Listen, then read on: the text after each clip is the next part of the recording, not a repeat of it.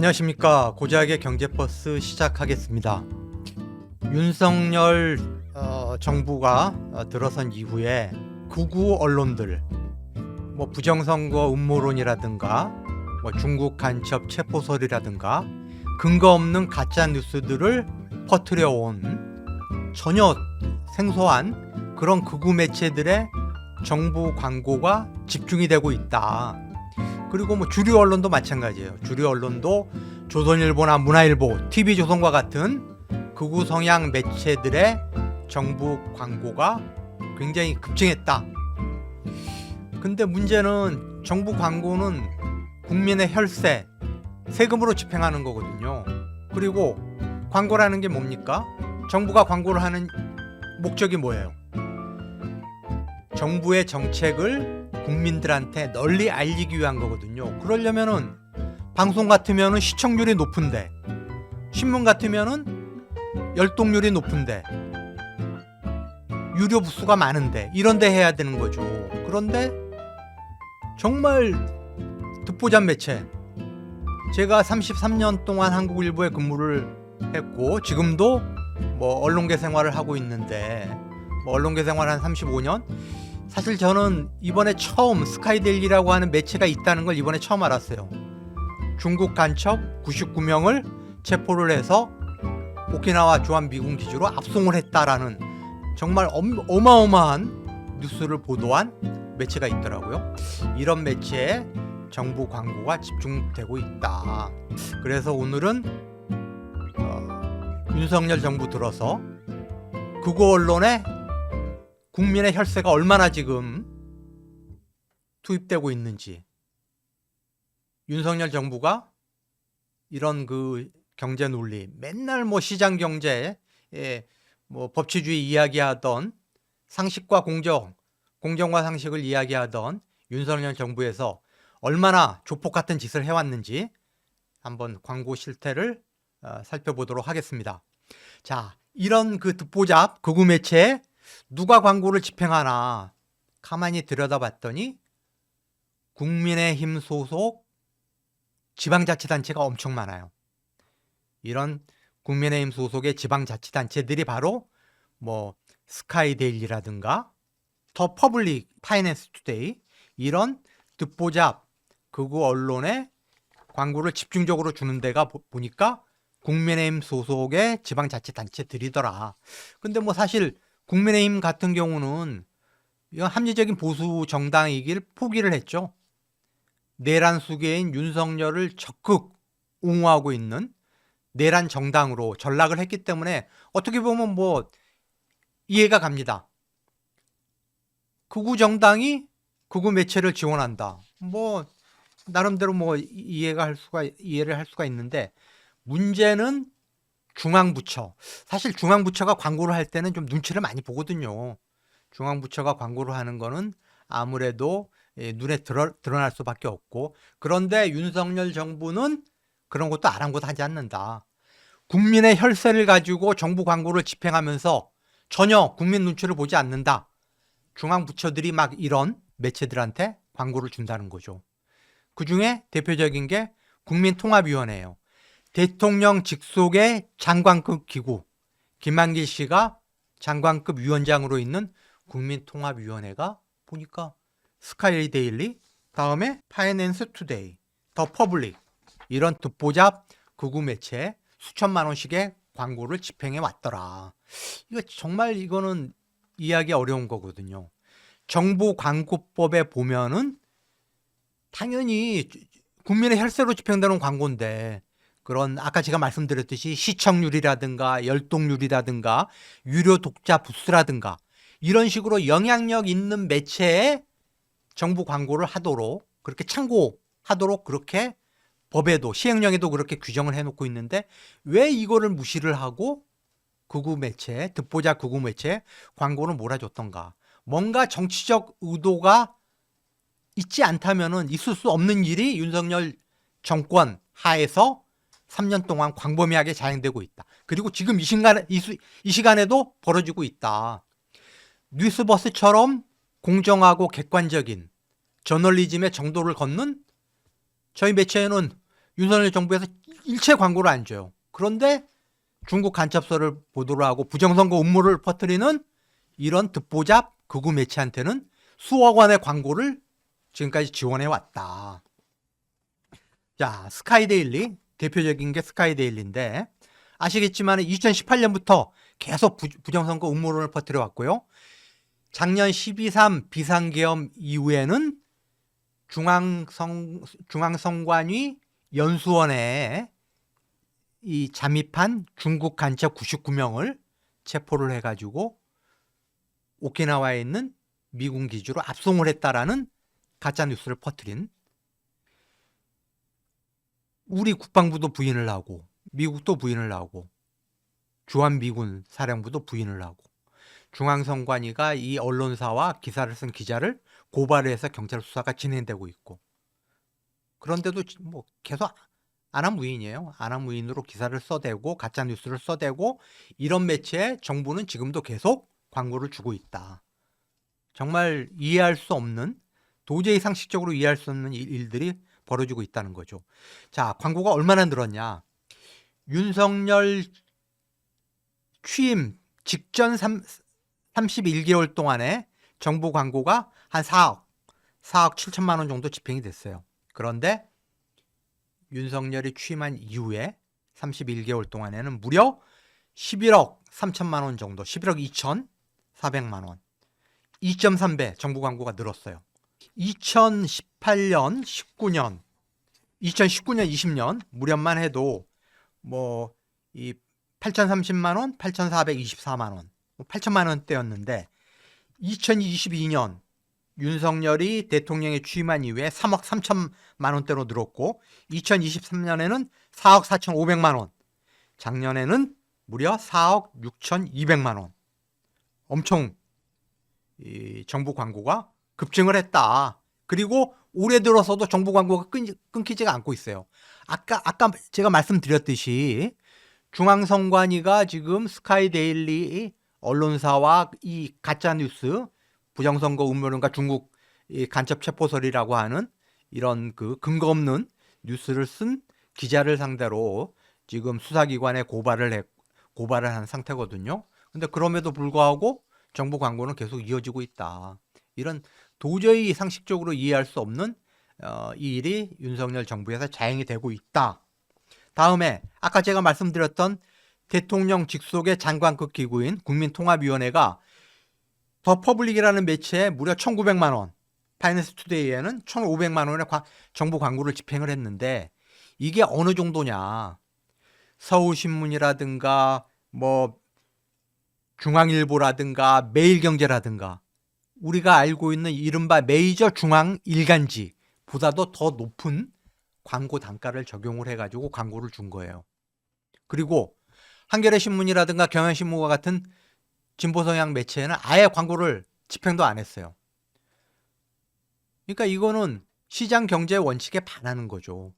광고를 하는 목적, 보다 더 많은 국민들한테 정부 정책을 효과적으로 알린다라는 그런 목적에 어긋나는, 그리고 정부 광고법 시행령에 반드시 시청률과 열독률과 유료신문 부수와 이런 것들을 감안을 해가지고 광고를 집행하라고 하는 그런 기준을 어긴 거다. 스카이데일리라는 신문, 어떤 신문인지 제가 다시 한번 정리를 해드리면은 12.3 비상계엄 이후에 중국 간첩 99명 체포서를 보도를 한 그런 극우 매체인데 그것도 한 번도 아니에요. 줄기차게 그거를 보도를 했어요. 그런데 알고 봤더니 미군 정보 소식통에 따르면 이라는 식으로 이제 중국 간첩 99명 체포서를 보도를 했는데 이게 알고 봤더니 캡틴 아메리카 지금 경찰에 구속돼 있죠. 중국 대사관에 난입하려다가 체포가 됐었고 다시 또 경찰서에 들어가 가지고 기물을 파손하고 해서 현행범으로 체포돼 가지고 구속이 된 캡틴 아메리카, 본인이 나는 미군 출신이고 CIA의 블랙 요원으로 활동을 했다라고 하면서 스카이데일리에 제보를 한 거예요. 근데 이 친구가 보니까 그 KBS하고 인터뷰를 했고 뭐 중앙일보에도 기사가 나왔는데 실은 그 스카이데일리 기자가 야 만약에 중국 간첩을 체포를 했으면은 너 같으면 어디로 데려가겠냐라고 했더니 뭐 괌이나 오키나와에 있는 뭐 미군 기지로 데려가지 않을까? 그러니까 이제 이런 식으로 이제 이야기를 했고 뭐 하여튼 뭐 서로 이제 기자랑 둘이 이 소설을 쓴 거죠. 소설을. 이제 그런 식으로 이제 자기가 취재원이었다는 거를 실토를 했는데 알고 봤더니 캡틴 아메리카가 미국에는 가본 적도 없는, 미국 근처에는 어신도 한 적이 없고 한국군 병장 출신이라는 거 아닙니까? 그러니까 뭐 이런 사기꾼과 함께 소설을 쓴 거죠. 그런데 이런 매체에 작년 1년 동안만 무려 4억 6천만 원의 국민 혈세를 들여서 정부 광고를 했다. 스카이데일리는 한국신문윤리위원회라고 뭐 저희도 마찬가지죠. 저희 어쨌든 모든 그 신문들이 윤리적인 어떤 언론 윤리를 어긴 그런 가짜 뉴스라든가 하는 거에 대해서 제재를 가하는 기관인데 스카이데일리가 보도한 부정선거 음모론과 연관된 중국 간첩 체포설과 연관된 6건의 기사를 제재를 했어요. 제재를 하고 그 제재 내용을 너희 홈페이지에 게재를 해라 라고 이야기를 했는데 이행을 안 하고 있고 당연히 그렇게 제재를 받으면은 우리가 한국신문윤리위원회에 제재를 받았습니다. 우리가 이런 기사를 썼는데 이 부분에 대해서 이런 부분들이 지적을 받아가지고 게재를 받았습니다라고 후속 기사를 쓰는 게 그게 언론의 정도거든요. 저널리즘의 원칙에 맞는 거고. 그런데 깡그리 지금 무시하고 있어요. 스카이데일리를 무시하고 있고 한국신문윤리위원회가 뭐라고 이야기를 했냐. 지금 윤석열이 탄핵소추안이 지금 의결돼가지고 탄핵심판이 지금 진행이 되고 있고 직무가 정지된 그런 중차대한 시점에 이렇게 엄청난 기사를 쓰면서 그러면 철저히 검증을 해서 사실관계를 확인하고 객관적인 근거를 제시해야 되는데 너희 기사에 보면 객관적인 근거가 전혀 없다. 막연히 그냥 미군 정보 소식통에 따르면이라는 그거 하나 외에는 없다. 그게 말이 되느냐. 그리고 중앙선관위원회도 부인을 했고 주한 미군 당국도 부인을 했고 가짜뉴스라고 명백히 이야기를 함에도 불구하고 너희들이 왜 그 내용은 후속 보도로 다루질 않고 있느냐라고 한국신문윤리위원회가 지적을 하고 제재를 가한 거죠. 자, 그러면은 스카이데일리의 최대 광고주가 누구냐 봤더니 스카이데일리 윤석열 취임 이후에 스카이데일리의 두 번째, 세 번째 광고주는 인천광역시청하고 봉화군청이에요. 제가 아까 말씀드렸듯이 인천광역시장이 누구죠? 유정복 전 국민의힘 의원이죠. 그리고 지금 국민의힘 소속이고 뭐 봉화군이야 뭐 경상북도 봉화군에 있으니까 뭐 그렇다 치고 두 번째, 세 번째는 이해가 됩니다. 국민의힘이 합리적인 보수 정당의 길을 포기하고 지금 극우 정당의 길을 걷고 있기 때문에 극우 정당이 듣보잡 극우 매체에 광고를 준다. 뭐 그거는 뭐 나름대로 이해할 만해요. 그런데 한국토지주택공사는 공기업이에요. 사실상 정부가 운영하는 공기업이다. 그런데 스카이데일리의 최대 광고주다. 이거 뭔가? 과연 한국토지주택공사가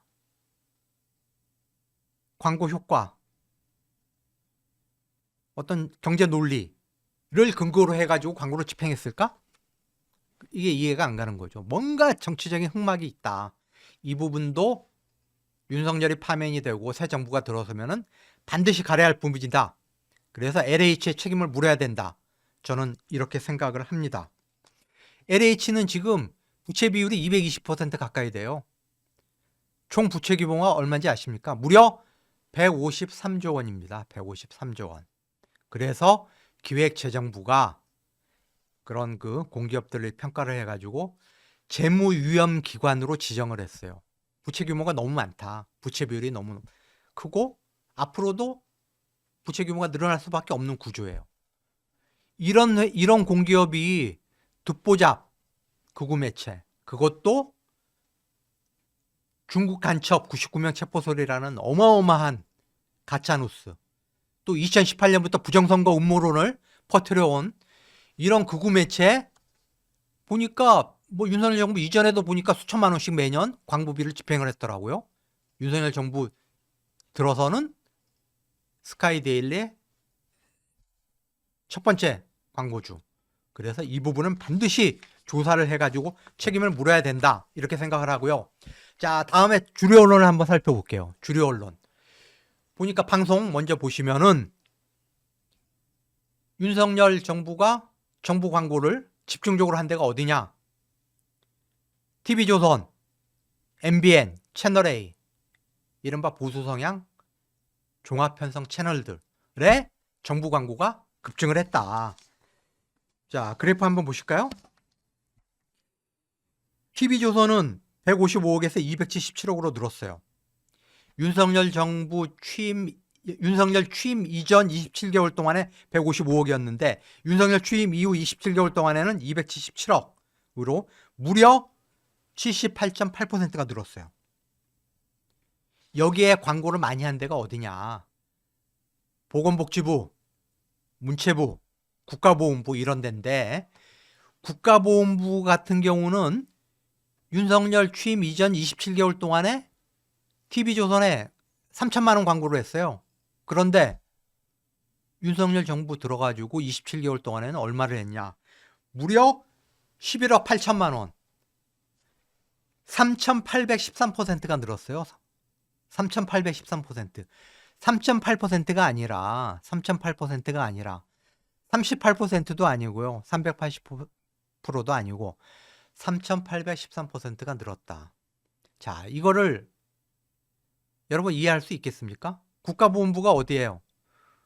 홍범도 장군 그 뭐 흉상 철거에도 연관이 돼 있고 그런 이념 어떤 갈등에서 어떤 극우 성향의 그런 논리를 뒷받침하면서 독립유공자들은 깎아내리고 뭐 친일파들은 오히려 추켜 세우는 이런 식의 반민주적 행태를 보인 데가 윤석열 정부의 국가보훈부다. 거기가 극우 성향의 TV조선에 무려 윤석열 취임 이전 이후에 비교를 했더니 광고를 3,800% 이상 더 줬다. 이거 이해할 수 있습니까, 여러분? 책임 물어야겠죠? 지금 국가보훈부 장관, 군 출신 그 여성분으로 알고 있는데 이거 범죄 행위입니다. 범죄 행위.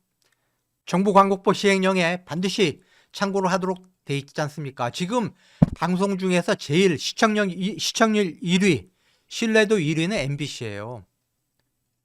근데 MBC 광고는 대폭 줄여버리고 이런 극우 성향 이 종편 채널에는 무려 3,800% 급증한 광고비를 집행을 했다. 그러면 이거는 범죄 행위라고 봐야죠. 반드시 책임을 물어야 된다.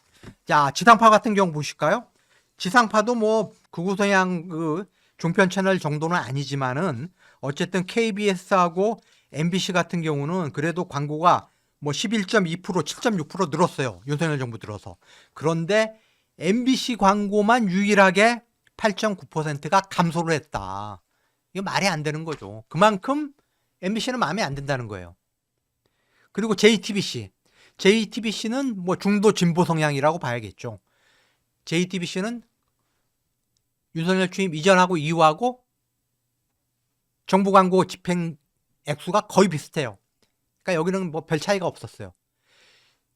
보수 성향, 특히 극우 성향 매체에는 엄청 국민의 혈세를 퍼주었고, 그러니까 JTBC는 그냥 이전 문재인 정부에서 했던 그 수준에 맞춰준 거고, MBC는 대폭 깎았다. 쉽게 그렇게 이해를 하시면 될 것 같습니다. 자, 신문 광고도 비슷해요. 신문 광고도 자, 그래프 한번 보시죠. 조선일보하고 문화일보는 윤석열 취임 이후에 정부 광고가 17.8%, 문화일보는 23.4% 늘었어요. 문화일보가 제일 많이 늘었어요. 여기 뭐 아시겠지만은 뭐 빨간색 조선일보다. 뭐 흔히 이제 그렇게 이야기하지 않습니까? 빨간색 조선일보다.